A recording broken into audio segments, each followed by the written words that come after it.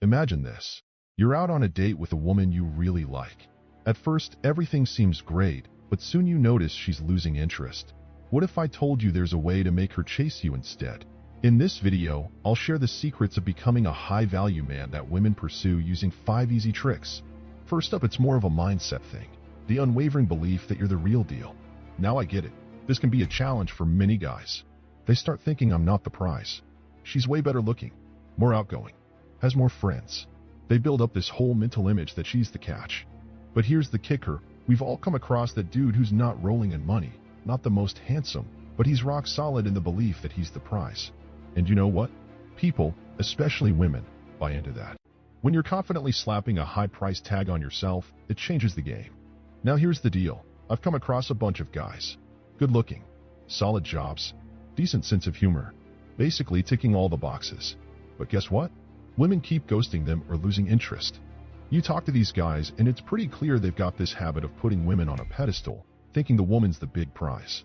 And like I mentioned earlier, the moment she catches on that she's the big deal, her interest in you takes a nosedive. Let me share a story about my buddy John from college. He had this saying, if you think you're the man and you act like the man, others will think you're the man. And if others think you're the man, well then you're the man. Same goes for being the prize. If you genuinely believe you're the prize, you start behaving like it. And when you act like the prize, women start treating you like the prize. It's a simple chicken or the egg situation, but it all starts with that unshakable belief that you are the prize. Now let's dive into how you actually put that belief into action when you're with a woman. How do you show it without flat out saying, hey, I'm the prize? Because if you just tell someone, they're likely to be like, yeah, right, I don't buy it, or that doesn't seem true. But if she gets that vibe on her own, well, that's the sweet spot. As we talked about earlier, it's all about acting like it, and when you do, that's when she starts believing it. So let's get into how you actually pull off this acting like the prize thing. Step number 2, and this is a big one, cut out the validation chasing. Here's the deal. When 2 people link up, one person usually ends up trying harder, and that person holds less power in the dynamic. But there's also this thing called a validation vacuum. When a guy and a gal come together, whether it's a date or just hanging out, there's this gap where someone's aiming for validation, someone's trying to impress the other. It's kind of like this unspoken rule. If it's not happening, it's like, whoa, what's up?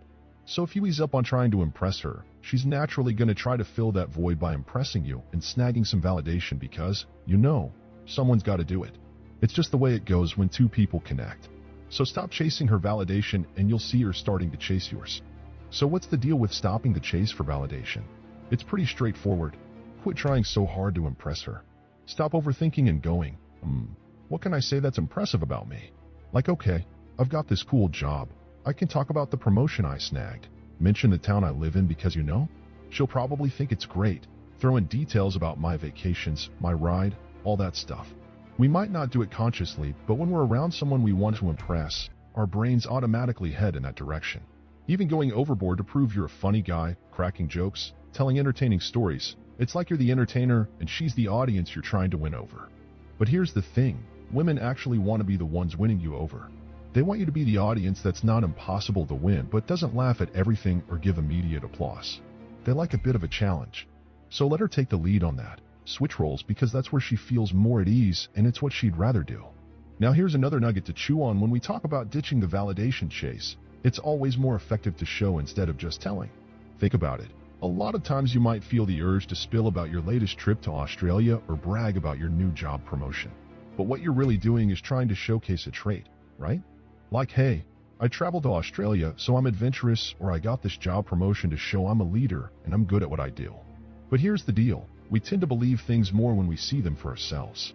So instead of talking her ear off about your adventures, be adventurous with her. Instead of telling her you're a leader at work, show it. Take charge. Make bold moves. Lead the vibe. Let her come to her own conclusion like, oh, this guy's a leader. Same goes for the adventurous side. Instead of boasting about your daring escapades, be adventurous with her. Say, this is kinda dull. I know this cool place we can check out. It's way more believable than just trying to impress her with a laundry list of your achievements. Another key thing to keep in mind when we talk about not chasing validation is steering clear of overly explaining yourself. Look, if someone's the prize and you're hoping they'll dig you, the tendency is to justify things. Like if you're not entirely comfortable with your job, you might find yourself saying, oh, I'm just doing this temporarily until I find something better. That's explaining yourself. Or maybe you're not in the best shape, especially during the holidays, and you start going, "Normally, I'm in better shape, but I've been letting myself go lately." That's explaining too. When you do that, you're basically shouting, "Your opinion means a lot to me, and I'm trying to impress you."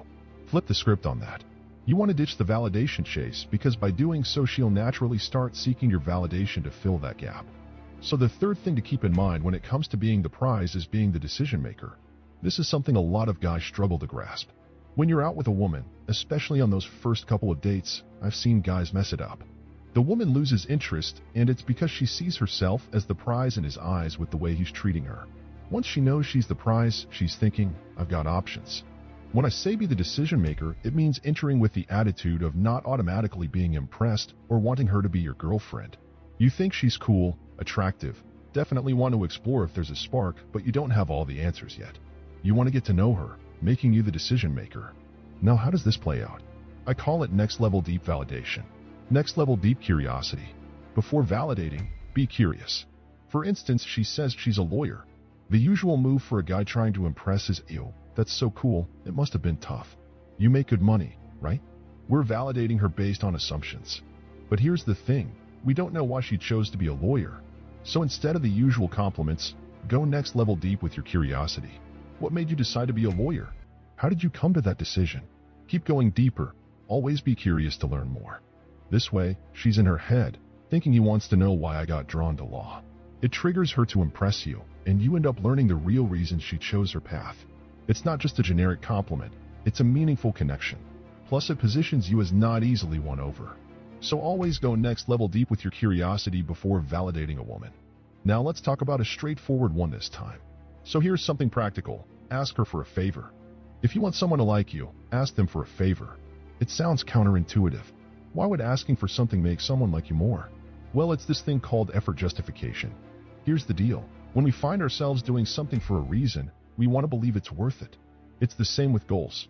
If you're busting your butt for a new job, you're doing it because it's going to let you live the life you want, right? So if she's doing you a favor, her brain starts justifying it. Like, why am I doing this? Oh, I must like this guy. It must be worth it. It's an effort justification. I had this buddy, Doug, who was a wizard with women. He'd pull this move all the time. We'd be at a bar, and within minutes of talking to a girl, he'd be like, "Hey, can you hold my drink for a sec?" Then he'd chat with us while she's holding his drink. I used to think it was rude, but Doug had that unwavering belief that he was the prize. He thought, why wouldn't she want to hold my drink? And you know what? It worked for him. There's something about doing someone a favor that makes us like them more. Now, you don't have to go crazy with this. You don't need a girl doing you favor after favor, but don't shy away from asking for a favor early on. It could be as simple as her mentioning she's great at editing phone videos. You say, "Hey, can you show me how to do it?" But don't make the favor an excuse to hang out. That's a different story. We've all made the mistake. If she's into yoga and you're like, "Can you show me how to do it?" she might think you're just using it as an excuse. Instead, you could ask, "Can you make me a video on how to do that?" Just record yourself doing it. Now it feels genuine, and she's putting in some work, and she's sitting there with the camera, wondering why she's doing it, and weirdly enough, she starts feeling a liking towards you. It's strange but true. Now let's dive into setting and communicating standards. A few years back, I was checking out different dentists for some cosmetic dental work. It was intriguing, this whole concept of being the prize. Some dentists, I'd walk in and it felt like they were hovering, trying to cater to my every need, asking if I wanted water or anything, bombarding me with questions. Then after leaving, I get emails like, "Have you decided yet? Any questions?" It made me wonder why they were working so hard to win me over. On the flip side, the dentist, I ended up choosing had a sign saying, "If you're more than 5 minutes late, you'll have to reschedule." Pretty straightforward, right? I thought it was a bit harsh, but it got me thinking. When I mentioned I had somewhere to go, he was like, "No exceptions. If you're over 5 minutes late, reschedule." And when I tried to cut to the chase about costs, he said, "No, I don't need to explain everything." It felt odd, but he wasn't apologetic. He was matter of fact, stating the price a few grand higher than others. He simply said, "You're paying for quality." No pleading emails followed. I chose him because in my mind he set and communicated his standards, and he didn't need my business desperately. Now, how does this relate to women? One example is not letting a woman downgrade your meetups. Say you plan for dinner, and she suggests lunch instead. A lot of guys, fearing they might miss a chance, go along with it. But the real move is to communicate your standards. Say, "Why don't we reschedule for a night you're free? I'd prefer dinner." You might think you're risking losing the chance, but in her mind, you just communicated that meeting up with her isn't so crucial that you'd settle for lunch. It's setting your standards, letting her know you're the prize. So let's say you're like, hey, this Friday I've got tickets for this event. Want to join? And she hits you with the classic, and I'll let you know. I'm still figuring things out. A lot of girls pull that move. Just respond with, you know what? I can tell this week might not work for you. Let's plan it another time. Take the offer off the table. Because if you're not into wishy-washy behavior, if you're not down for a girl downgrading your plans, then don't give her the opportunity. Just take the offer away. That's what a prize would do. So guys, communicate your standards, you know?